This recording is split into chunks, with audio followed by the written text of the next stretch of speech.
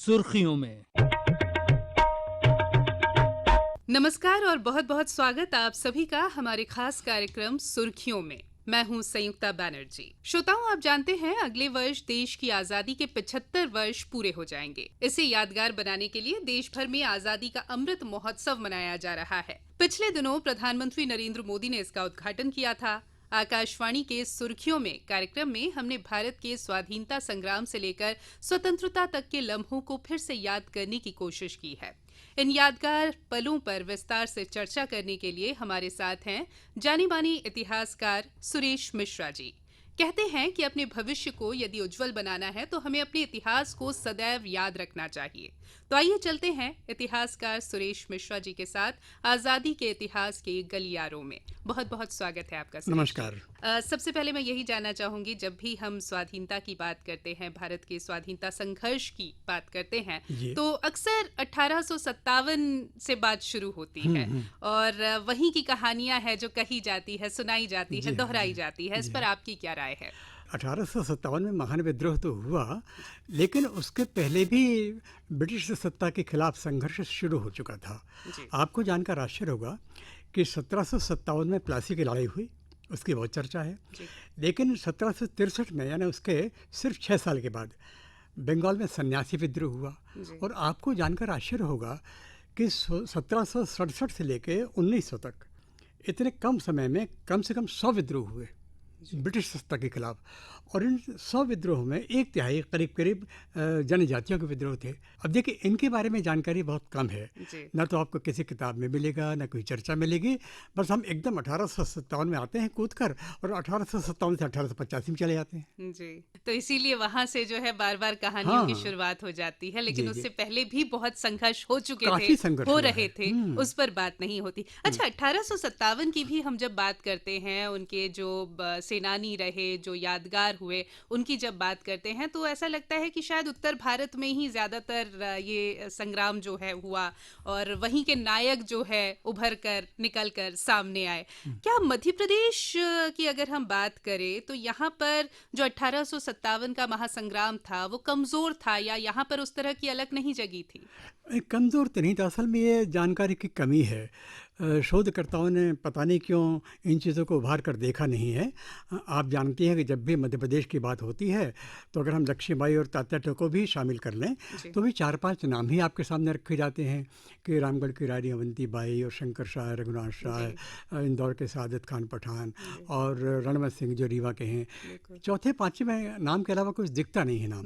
लेकिन पिछले 15 बरस से मैं अध्ययन कर रहा हूँ और राष्ट्रीय अभिलेखागार के हजारों दस्तावेजों को मैंने देखा है, और उसके आधार पर मैंने एक किताब लिखी करीब 350 पेज की।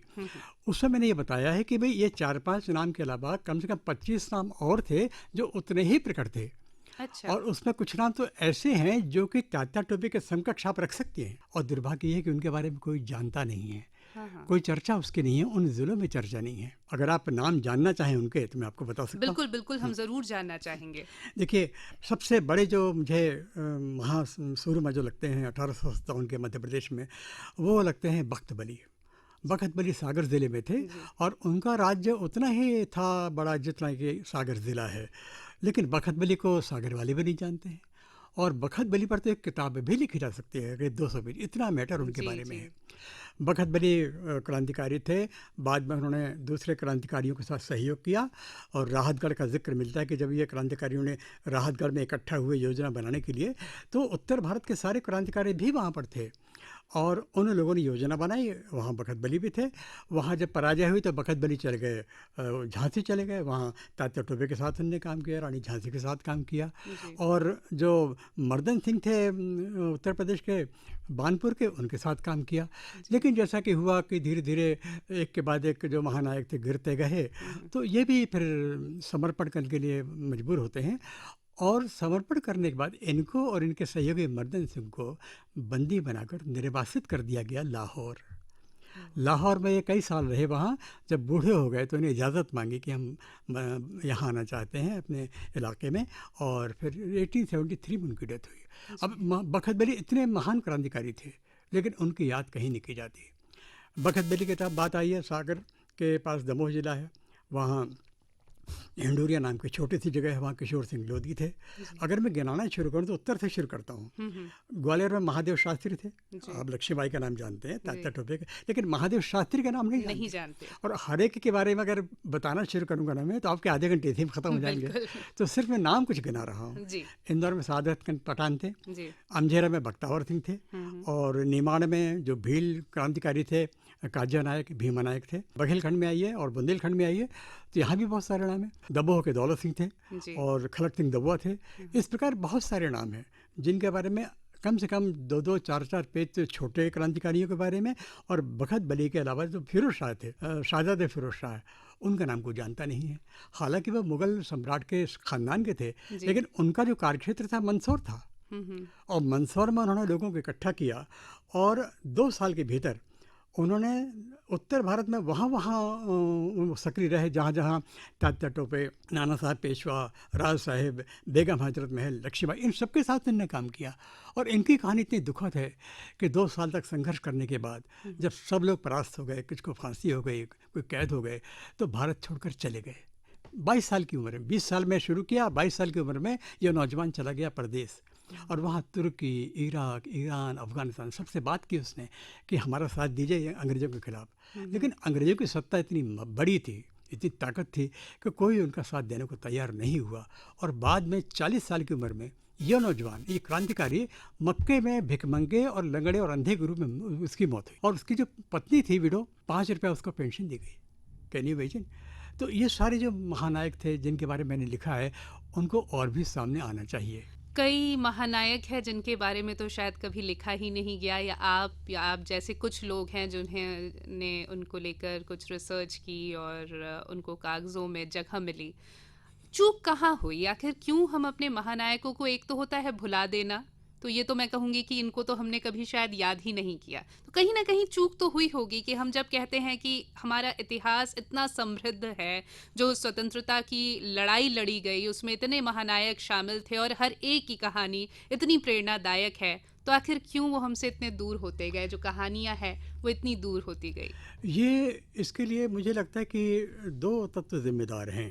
एक तो ये कि सरकार की तरफ से लापरवाही हुई। जब आपके अभिलेखागार में हजारों दस्तावेज हैं, तो उन दस्तावेजों के लिए आप विद्वानों को आप आमंत्रित कीजिए या एम्प्लॉय कीजिए और उन दस्तावेजों का अध्ययन करके बाहर चीज़ें निकालें। एक आपको उदाहरण देता हूँ मैं। डेरलिम्पल की एक बहुत मशहूर किताब अभी कुछ साल पहले पब्लिश हुई है, द लास्ट मुगल। डेरलिम्पल लिखते हैं कि फ़ारसी में ज़्यादातर, लगभग सारे जो दस्तावेज थे वो फ़ारसी में थे, और उन्होंने कहा कि कम से कम 20,000 दस्तावेज आज भी आर्काइव में ऐसे हैं जिनको अभी किसी ने छुआ नहीं है और वो अभी सामने नहीं आए हैं। तो अब ये एक तो सरकार की भी जिम्मेदारी बनती है और हम जैसे इतिहासकारों की भी जिम्मेदारी बनती है कि अगर मुख्य धारा में किन्हीं क्रांतिकारियों का नाम नहीं है, कम है, तो हम लोग खोजें।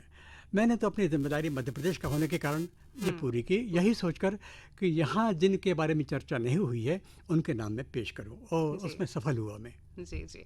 अच्छा, चूँकि हम 1857 की बात कर रहे हैं और जिस तरह से हम लगातार बात कर रहे हैं कि कई ऐसे सूरमा रहे हमारे स्वतंत्रता संग्राम के जिनको जगह नहीं मिली या जिनको अब भुला दिया जा रहा है, उस तरह से याद नहीं किया जा रहा, या उस तरह से हम अपनी आने वाली पीढ़ियों को उनकी कहानियां नहीं वहां तक पहुंचा पा रहे हैं, तो इसके लिए क्या कुछ किया जा सकता है? और खासकर अगर चूंकि आज हम बात कर रहे हैं आज़ादी का अमृत महोत्सव जो मनाया जा रहा है, 75 सप्ताह तक मनाया जाएगा, इन 75 हफ्तों में एक बहुत महाअभियान की तरह इसे हमें देखना चाहिए, तो एक बहुत अच्छा अवसर है हमारे पास जब हम लोगों तक इन कहानियों को पहुंचा सके। बिल्कुल, मेरा तो ख्याल है कि अगर आप योजना बनाएं तो हर क्रांति के बारे में 5-10 मिनट बात की जा सकती है। इतने क्रांतिकारी मध्य प्रदेश में हुए, ये मुझे क्या लगता है कि अगर इनके बारे में शोध हो, बात सामने आए और सरकार भी कुछ तवज्जो से, मैंने 15 साल पहले किताब लिखी है जी, लेकिन अब वो किताब कहाँ पहुँची ये पता नहीं है, पहुँची कि नहीं पहुँची पता नहीं है। तो मैं जैसे कहूँ कि मैंने अपनी जिम्मेदारी पूरी कर ली एक शोधकर्ता के रूप में। अपने प्रांत के जो महासूरमा थे, महानायक थे, उनको मैंने सामने लाने की कोशिश की, लेकिन अब किताब छपने के बाद की जिम्मेदारी मेरी तो नहीं है ना, और सामर्थ्य भी मेरी नहीं है। बिल्कुल। मैं कहीं बोल सकता हूँ, व्याख्यान दे सकता हूँ, लेकिन उसके बाद या तो सरकार कुछ करे या कुछ कोई रास्ता ऐसा निकालना पड़ेगा। हम किसी को ये नहीं कह सकते कि उन्होंने नहीं किया। अब जो चैनल्स हैं वो करें, और इसका परिणाम ये हो रहा है कि वो सारे जो अध्ययन हैं जिनके बारे में काम हुआ है वो किताबों में नहीं आ रही हैं। किताबों में आती तो स्कूल के बच्चे, नौजवान उनको पढ़ते, क्योंकि रास्ता तो वही है ना लाने का ज्ञान को, जी। तो वो भी नहीं हो पा रहा है। जी, मैं बिल्कुल आपकी बात से सहमत हूँ कि या तो शोध नहीं हुआ है, और शोध हुआ है तो जो भी शोध हुआ है वो कहीं ना कहीं अलमारियों में बंद है। तो शायद ये जो एक अवसर हमें मिला है, आज़ादी का अमृत महोत्सव जो हम जी, मना रहे हैं, हाँ। कि उन अलमारियों के ताले हम खोलें क्या और उन शोधों को जो है हमारी भावी पीढ़ी तक पहुँचाए, उन निश्चित, प्रेरणादायी जो कहानियाँ हैं उनको हर एक इंसान सुने, समझे और सीखे उनसे। अच्छा सुरेश जी, मैं आपसे ये भी जानना चाहूँगी, 1885 से लेकर 1947 तक जो स्वाधीनता संघर्ष की जो एक विकास यात्रा है, उसे आप किस तरह से देखते हैं? मुझे लगता है कि इसको कुछ खंड हमको करने पड़ेंगे। जी। जैसे 1885 में शुरुआत थी, तो जाहिर है कि एकदम से तो आप क्रांतिकारी नहीं बन सकते, एकदम से आप शस्त्र नहीं उठा सकते हैं, एकदम आंदोलन नहीं कर सकते हैं। तो एक जो शुरुआत यही थी कि निवेदन करना, प्रस्ताव पास करना, यही सब होता रहा, और ये करीब करीब 20 साल तक तो चलता रहा। और तो एक चरण ये है 20 साल का निवेदन का जो वक्त है, ये सरकार से निवेदन कर रहे हैं। और इसके बाद एक अगला एक ऐसी घटना होती है जो अचानक इसको दूसरे चरण में भेज देती है। लॉर्ड कर्जन जो वायसराय था, उसने बंगाल के 2 टुकड़े कर दिए। और बंगाल के जो लोग हैं, आप जानते हैं कि अपनी धरती से, अपनी भाषा से, अपनी संस्कृति से बहुत प्रेम करते हैं। तो वहाँ सारा बंगाल जो था उठ खड़ा हुआ इसके खिलाफ कि हमारे बंगाल के 2 टुकड़े आप क्यों कर रहे हैं। तो भंग की जो घटना है 1905 की, ये बहुत ही इम्पोर्टेंट घटना है। बिल्कुल बिल्कुल। और आपको मैं याद दिलाऊं कि 1905 में एशिया में एक घटना और हुई थी। छोटे से जापान ने बड़े विशाल आकार वाले रूस को हराया था जी। तो उसने भी प्रोत्साहन दिया कि अगर जापान रूस के खिलाफ खड़ा हो सकता है, उसको हरा सकता है, तो हम भारतवासी इतनी बड़ी तादाद में कि हम कुछ नहीं कर सकते हैं। तो भंग के बाद फिर देखिए एक उग्रता आती है। और अगर आप बंगाल का इतिहास पढ़ें या सशस्त्र क्रांति का इतिहास पढ़ें आप, तो आप देखें कि बंगाल के विभाजन के बाद इतना वो उग्रता उसको आई कि सरकार को अपने निर्णय वापस लेने पड़े। लेकिन इससे जनता में जोश बहुत आया कि हम कदम उठाएं ताकत से तो सफलता मिलेगी। और आप देखिए कि वहाँ एक क्रांतिकारी, सशस्त्र क्रांतिकारी सक्रिय हो जाते हैं बंगाल में। बिल्कुल, ये मैं आपसे जानना भी चाहूंगी कि ये जो सशस्त्र क्रांति का स्वरूप कैसा रहा, इसके बारे में तो आप चर्चा कर रहे हैं, लेकिन इनसे संबंधित घटनाएं स्थानीय ही थी या वो और व्यापकता उनको मिल पाई? मैं वही बात कर रहा हूँ कि जैसे शुरुआत इसकी बंगाल से हुई, लेकिन बंगाल से ऐसा एब्रप्टली ऐसा नहीं हुआ कि एक अलग थलग घटना ऐसे नहीं हुई। असल में भारतवर्ष में क्रांति की जो धारा वो तो पहले से चल रही थी। 1857 की आपने बात की है जी। इसके बाद एक बड़ी महत्वपूर्ण घटना होती है 1873 में, कूका आंदोलन। कि मालेरकोटला में जो सरदार थे, एक नामधारी सिख होते हैं, उन्हें नामधारी सिखों का एक संगठन है जी, कूका कहते हैं उनको। तो उन लोगों से कुछ स्थानीय मुस्लिमों का मतभेद हो गया, सरकार ने मुस्लिमों का पक्ष लिया, इस पर ये लोग उग्र उठे। और आपको जानकर आश्चर्य होगा कि जो कूका नामधारी थे उनमें से 50 लोगों को कम से कम तोप से उड़ा दिया गया। ये 1873 के आसपास की बात है जी। तो ये कूका आंदोलन है। और कूका आंदोलन के बाद देखिए ये ज्वाला खत्म नहीं हुई। चाफेकर बंदी की बात आप सुनती हैं महाराष्ट्र में 1900 के पहले। तो ये तो क्रम चलता रहा। चाफेकर बंधु थे, फिर खुदीराम बोस थे, ऐसे देखिए ये क्रम तो चलता ही रहा। और उसी क्रम में फिर ये बंगाल की घटना आती है। और बंगाल में जो हुआ फिर आप उत्तर प्रदेश में देखते हैं, फिर आप भगत सिंह तक पहुँच जाते हैं। तो ये जो सशस्त्र आंदोलन है ये कोई स्पोरेडिक घटना नहीं थी, कोई स्थानीय नहीं थी, टूटी फूटी नहीं थी, सलग थी, हर चीज़ सलग थी। और सारे भारत में इनका चेन था, एक दूसरे से जुड़े हुए थे, बहुत ही सिंक्रोनाइज्ड एंड ऑर्गेनाइज्ड जिसे हम कह सकते हैं। ऐसा समझना बड़ा गलत है कि नहीं वो पंजाब में कर रहे थे, वो बंगाल में कर, वो टुकड़े टुकड़ों में दरअसल नहीं था, वो तो एक ही मोती, एक ही माला थी जो पिरोई गई थी, क्योंकि वो अंदर गुप्त रूप से चल रहा था ना। तो उसकी जो कड़ियाँ जुड़ी हुई है वो हमको दिखती नहीं है। अच्छा सुरेश जी, मैं ये भी जानना चाहूँगी कि हमारी ये पूरी बातचीत जो है अधूरी रह जाएगी अगर हम महात्मा गांधी और स्वतंत्रता संघर्ष में महात्मा गांधी के प्रवेश पर बात ना करें। उसे आप किस तरह से देखते हैं? हाँ, तो वो जो पहली बात थी उससे जोड़ता हूँ उसको मैं। जैसे मैंने आपसे कहा कि 1905 तक का एक चरण था, 1905 के बाद दूसरा चरण शुरू हुआ और तीसरा चरण शुरू हुआ गांधी जी के बाद। देखिए गांधी जी यहाँ पर आए 1915 में। गोखले जी ने कहा कि देखो तुम भारत को समझते नहीं हो, तुम तो अफ्रीका में रहे हो, तो पहले तो भारत को समझो। तो गांधी जी ने 1 साल तक भ्रमण किया और भ्रमण करने के बाद फिर वो तैयार होते हैं आंदोलन की शुरुआत करने के लिए। तो 1916 से सक्रिय राजनीति में वो आए जी। लखनऊ पैक्ट जो हुआ, देखिए उसमें उनकी कोई भूमिका खास नहीं थी, वो एक दर्शक थे जी। लेकिन 4 साल के भीतर 1916 से 1920 के बीच में देखिए उन्होंने भारत को समझा, अपने को तैयार किया और 1920 के बाद से देखिए गांधी युग की शुरुआत हो जाती है जी। और उनके हाथ में जो बागडोर आई, आप जानते हैं कि उसका अंत तो आज़ादी से हुआ। और आप ये भी याद रखें कि ऐसा नहीं कि गांधी जी ही उस काल में थे जी। मैं फिर से लौटता हूँ, जब बंगाल विभाजन की बात होती है तो हम बिपिन चंद्र पाल का नाम सुनते हैं और आगे चलिए तो बिपिन चंद्र पाल के अलावा लाल बाल पाल, बाल गंगाधर तिलक को हम कैसे भूल सकते हैं, लाला लाजपत राय को कैसे भूल सकते हैं और बिपिन चंद्र पाल को कैसे भूल सकते हैं। बाल गंगाधर तिलक जो हैं उनका अध्याय समाप्त होता है और गांधी जी का अध्याय शुरू होता है, क्योंकि सब 1920 के आसपास की बात है। और 1920 के पहले के जो 15 साल हैं बहुत ही सक्रिय साल थे, बड़ी एक्टिविटी के साल थे जी। और संघर्ष के साल भी थे जी जी। अब गांधी जी के बारे में मैं आपसे ये कहना चाहूँगा कि गांधी जी का भारत आना एक अद्भुत घटना थी, बल्कि मैं कहूँ कि उनकी सक्रियता राजनीतिक रंग पर आना, राजनीतिक रंगमंच पर कदम रखना विश्व इतिहास की घटना ही है, क्योंकि गांधी अपने किस्म के एक ही व्यक्ति थे, ये आप जानते हैं।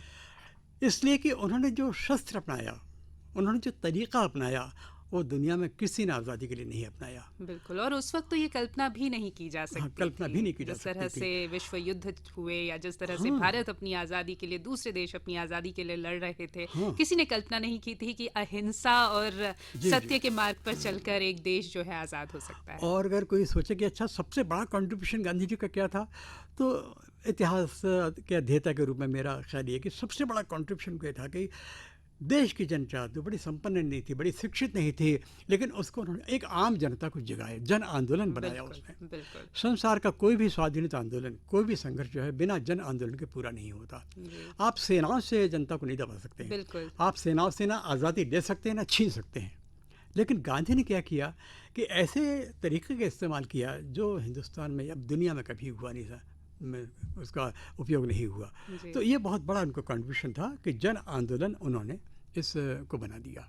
बिल्कुल, और वही कहीं ना कहीं नींव भी बनी और वही रास्ता भी बना भारत की आज़ादी का। सुरेश जी, ये भी आपने जिक्र भी किया लखनऊ पैक्ट का 1916 के, फिर खिलाफत आंदोलन की भी अगर हम बात करें तो इनका भी जो योगदान रहा भारत की आज़ादी के लिए, या एक तरह से 1915 के बाद जिस तरह से हम आज़ादी को लेकर बहुत ज़्यादा सुदृढ़ हो चुके थे, उसमें किस तरह का इनका योगदान आप देखते हैं? हाँ, असल में हम एक धारा को पकड़े चल रहे थे, लेकिन आपने ठीक याद दिलाया कि नहीं, एक दूसरी धारा भी चल रही थी, उसकी बात भी हमको करना चाहिए। अब वो कब तक अलग थी, कब समानांतर हुई, कब फिर दूर हो गई, हम ये देखें ज़रा। थोड़ा हम पीछे लौटें। 1907 में मुस्लिम लीग की स्थापना हुई। अंग्रेज़ों के प्रोत्साहन से ये हुआ क्योंकि उनको लग रहा था कि उन्होंने जब बंग भंग में देखा कि हिंदू मुस्लिम सब इकट्ठे हो रहे हैं, उनको लगा नहीं, इनको तो अलग करना ही होगा, और अगर इनको हम अलग नहीं करेंगे तो फिर हम इनको जीत डिवाइड एंड रूल की नीति तो उन्होंने अपनाई, क्योंकि 1857 के महान विद्रोह में भी देखा कि सारा हिंदुस्तान बहादुर शाह जफर के नेतृत्व में काम कर रहा है। बंगाल के विभाजन में उन्होंने देखा कि हिंदू मुस्लिम जो थे वो हिंदू मुस्लिम नहीं थे, वो बंगाली थे। तो उनको लगा नहीं, इनको तोड़ना ही होगा, और तब मुस्लिम लीग बनी। और मुस्लिम लीग ने 1907 से ये कहना शुरू किया कि कांग्रेस जो बनी हुई है वो हिंदू की संस्था है और मुस्लिम से अलग है वो। जबकि ये सब जानते हैं कि कांग्रेस में उच्च कोटि के मुस्लिम नेता भी थे, बड़े विद्वान थे, समझदार थे, लेकिन एक धारा चल रही थी। तो 1907 के बाद फिर वो बढ़ते 11 साल जब गुजरे, बल्कि 1907 से 9 साल गुजरने के बाद 1916 में देखिए ये बात उभर के चली आई कि आप हिंदुओं के प्रतिनिधि हैं कांग्रेस वाले और हम तो मुस्लिमों के प्रतिनिधि हैं। अब मुश्किल क्या थी कि उस वक्त महायुद्ध चल रहा था, उस वक्त सरकार से लोहा लेना था, तो ये कांग्रेस को लगा होगा कि भाई चलो हम ऐसा करें, चाहे ये अपने को अलग होने की बात करते हैं, लेकिन चलो अब इनके भाई साथ में काम करें तो हम भाई लड़ाई को पूरा करेंगे। लेकिन 1916 की जो घटना है जी, लखनऊ पैक्ट, उसका एक जो प्रभाव बड़ा दूरगामी हुआ, कुप्रभाव बहुत दूरगामी हुआ। एक तरह से ऐसा करके पैक्ट करके कांग्रेस ने ये मान लिया कि ठीक है हम अलग हैं, आप अलग हैं, और देश की जनता इस प्रकार दो धाराओं में उसमें बट गई है, ये साफ हो चुका था। और इसको स्वीकार कर लिया गया था पॉलिटिकली।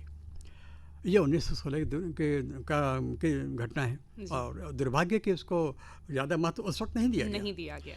इसके बाद एक घटना और हुई, आपको याद होगा, पता होगा कि पहला महायुद्ध जब हुआ तो तुर्की की पराजय हुई।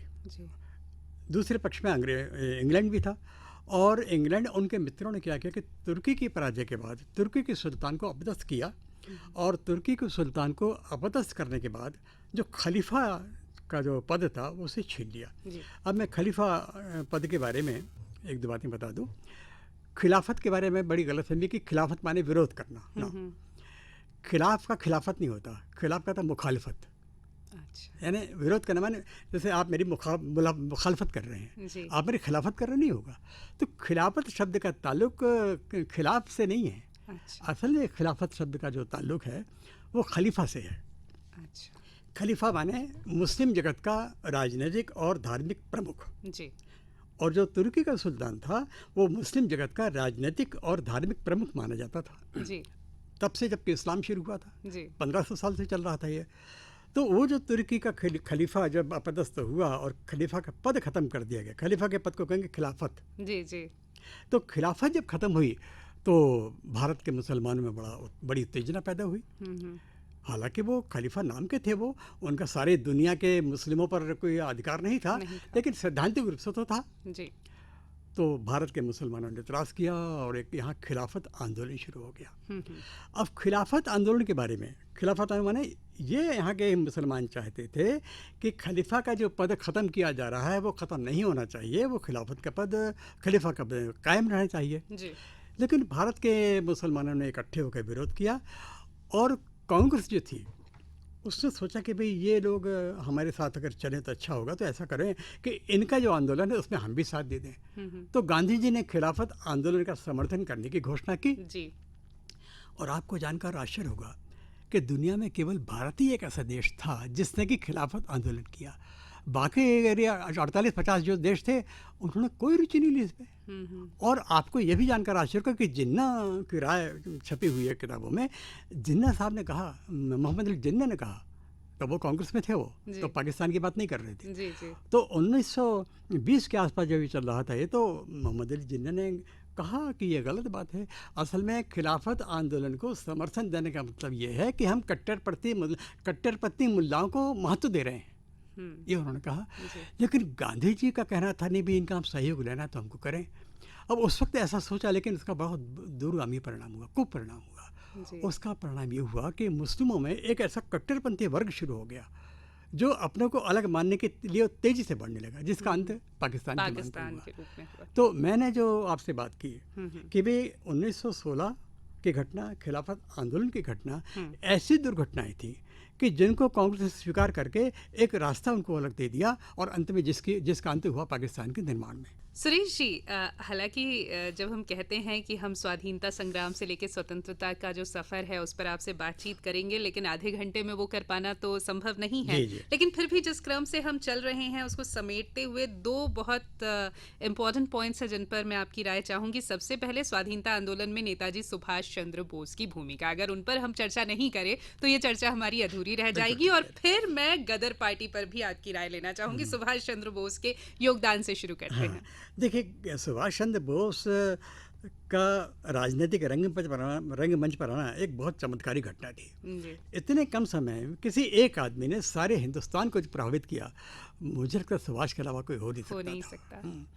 सुभाष उभरते हैं तो उनके रेडिकल विचार होते हैं और वो रेडिकल विचार उन लोगों को पसंद नहीं आते जो गांधी जी के भक्त थे या खुद गांधी जी थे या जवाहरलाल नेहरू थे, उनसे उनकी पटरी बैठी नहीं। एक किताब का जिक्र करूंगा मैं आपसे, a bunch of old letters. A bunch of old letters, इसमें चिट्ठियाँ बहुत सारी, संपादक है नेहरू जी। उसमें एक चिट्ठी सुभाष बोस ने करीब 16 पेज की, 16 पेज नेहरू जी को लिखे कि आपने ये किया, ये अन्याय किया मेरे साथ, बहुत सारे आरोप लगाए। और नेहरू जी ने फिर उनका करीब 18-20 पेज उसका जवाब भी दिया। हाँ, तो वहीं से पता चल जाता है कि क्या डिफरेंसेस थे। और वो तो बड़े प्रखर आदमी थे, बहुत तेज़ी से चलना चाहते थे और उनका ख्याल ये था कि युद्ध जब चल रहा है तो हमको दुश्मनों से सहायता क्यों नहीं लेनी चाहिए? हमारा दुश्मन जो है अगर है, और उसका दुश्मन तो हमारा दोस्त होना चाहिए। बिल्कुल। इसलिए उनकी राय ये थी कि भाई इंग्लैंड के जो दुश्मन है, जर्मनी है वगैरह, इनसे हमारी दोस्ती होनी इसीलिए चाहिए। वो भारत से निकले भी, फिर उन्होंने अपनी पूरी सेना भी बनाई और बनाई। पूरे दुनिया में वो फैले हाँ, भी। और ये लग रहा था कि इतनी तेजी से इतना उन्होंने जन सहयोग लिया और इतनी बड़ी सेना बनाई और बाद में दुर्घटना में चले गए। लेकिन एक बात ध्यान रखिए कि हम मतभेद की बात करें गांधी जी और सुभाष की, लेकिन यह भी सही बात है कि दोनों एक दूसरे का बहुत सम्मान करते थे। जी। एक दो घटना बताऊं आपको मैं। जी। जब सुभाष बोस के निधन की खबर आई तो गांधी ने तार किया उनकी माँ को। तो एक अंग्रेज था, उसने पूछा कि गांधी तो सुभाष बोस तो फासिस्ट थे, तो आपने उनकी माँ को तार क्यों किया संवेदना का उनकी तारीफ करते हुए? तो गांधी जी का नहीं, आप कुछ भी कहें लेकिन सुभाष बोस जैसा देशभक्त दुनिया में, हिंदुस्तान में कोई नहीं है, ये गांधी ने कहा। इसी तरह से जब यूरोप से सुभाष बोस के मित्र आ रहे थे भारत, तो उन्होंने कहा किससे मिलूँ मैं? तो उन्होंने कहा देखिए, आप मिलें तो केवल एक व्यक्ति से मिलें, महात्मा गांधी से, वो हमारे राष्ट्र के पिता हैं, ये सुभाष जी ने कहा। तो सुभाष जी और गांधी जी के मतभेदों को बढ़ा के तो बताया जाता है, लेकिन एक दूसरे के प्रति कितना सम्मान था। और कहीं ना कहीं वो इस बात को समझते थे कि उन सब की जो अलग अलग तरह की लड़ाइयाँ हैं, तरीके अलग अलग हो सकते हैं, लेकिन उद्देश्य एक ही है, देश की आज़ादी और देश आगे बढ़े। और साथ में गदर पार्टी पर भी हम थोड़ी सी चर्चा कर लें, फिर इस कार्यक्रम को हम समेटें। राइट, गदर पार्टी की चर्चा बहुत पहले हो जानी थी। असल में सशस्त्र क्रांति की जब बात हो रही थी तभी इसकी चर्चा होनी थी। मैं ये रेखांकित करना चाहता हूँ कि जब यहाँ शस्त्र उठाए जा रहे थे तो इस बात को बहुत कम लोग जानते हैं कि महायुद्ध के 8-10 साल पहले, बल्कि मैं कह रहा हूँ 5-6 साल पहले, यहाँ से कुछ लोग गए कि हम बाहर जाके दूसरी सरकारों से बात करेंगे और वहाँ शस्त्र उठाएंगे, योजना बनाएंगे। तब गदर पार्टी की रचना हुई। इधर महायुद्ध की शुरुआत हुई, उधर गदर पार्टी की रचना हुई, उसका गठन हुआ। इसमें कुछ बड़े बड़े नाम थे। एक तो डॉक्टर खान खोजे नागपुर के, अभी आज जिंदगी में मेरा एक बड़ा लेख इस बारे में है, गदर पार्टी के बारे में। और उसके प्रणेता थे डॉक्टर हरदयाल। हरदयाल साहब और खानखोजी जी ने सब लोगों को इकट्ठा किया। इसमें भोपाल के बरकतुल्लाह भोपाली भी थे। इन सब लोगों ने सरकारों से बात की और ये योजना बनाई कि हम लोग भारत जाके वहाँ सशस्त्र क्रांति कर देंगे। काफ़ी लंबा अर्सा चला, साधन ज़्यादा थे नहीं इनके, और भारतीय लोग आए भी, लेकिन भारत में फिर उनको कामयाबी मिली नहीं और इतिहास के पन्ने से भी ये क्रमशः गायब होने लगे। ये बड़े दुर्भाग्य की बात है। जी जी। सुरेश जी, अब इस पूरे कार्यक्रम को, पूरी बातचीत को समेटते हुए, और जो हमारा ये कार्यक्रम आधारित है आज़ादी का अमृत महोत्सव, इस पर आते हुए किस तरह से इस अमृत महोत्सव को आप देखते हैं और क्या एक बदलाव इन 75 सप्ताहों में जब इसके अलग अलग कार्यक्रम चल रहे हैं आप महसूस करना चाहेंगे? देखिए, स्वाधीनता आंदोलन की अपन ने चर्चा की और आज़ादी के बाद के भारत का चित्र भी हमारे सामने है जी। हम ये महसूस करते रहे हैं कि आज़ादी के बाद करीब 50-60 साल तक जो गति हमको प्राप्त करनी थी हर क्षेत्र में, वो गति हमको मिली नहीं, जिम्मेदार चाहे कोई भी हो। लेकिन आप देख रहे हैं कि पिछले 6-8 साल से जो भारत में हो रहा है, जो गति हम ले रहे हैं, उससे सारी दुनिया में हमारा नाम हो रहा है। बिल्कुल।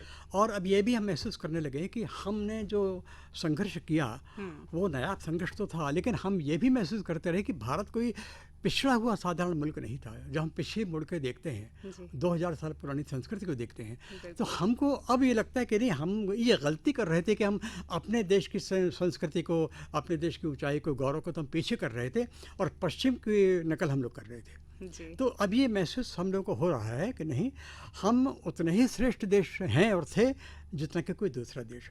और अब तो पिछले 8-10 साल में ये भी लग रहा है कि हम दुनिया के किसी भी देश से कम नहीं हैं, चाहे आप अमेरिका की बात करें, आप रूस की बात करें, किसी की बात करें। और फिर से जो विश्व गुरु भारत की एक संकल्पना थी वो साकार होती है, साकार आ रही है। ये बहुत बड़ी बात है। ये बहुत अच्छी बातचीत आपसे हुई सुरेश जी, और वाकई में हम हमेशा कहते हैं ना कि जड़ों से जुड़ा रहना बहुत ज़रूरी है। हम आगे अपना भविष्य तो बनाने की कोशिश कर रहे हैं, लेकिन जब तक पीछे मुड़कर नहीं देखेंगे कि पीछे हमारे क्या कुछ हुआ था और उनसे प्रेरणा नहीं ले, जब तक सीखे नहीं, तब तक शायद उतनी मजबूती के साथ हम आगे कदम नहीं बढ़ा सकते। बहुत अच्छी बातचीत आपसे हुई, बहुत कुछ सीखने को मिला। बहुत बहुत धन्यवाद हमारे साथ जुड़ने के लिए। नमस्कार। और इसी के साथ आज के इस कार्यक्रम में फिलहाल इतना ही। अगले सप्ताह फिर आपसे मुलाकात होगी, तब तक के लिए नमस्कार। नमस्कार। सुर्खियों में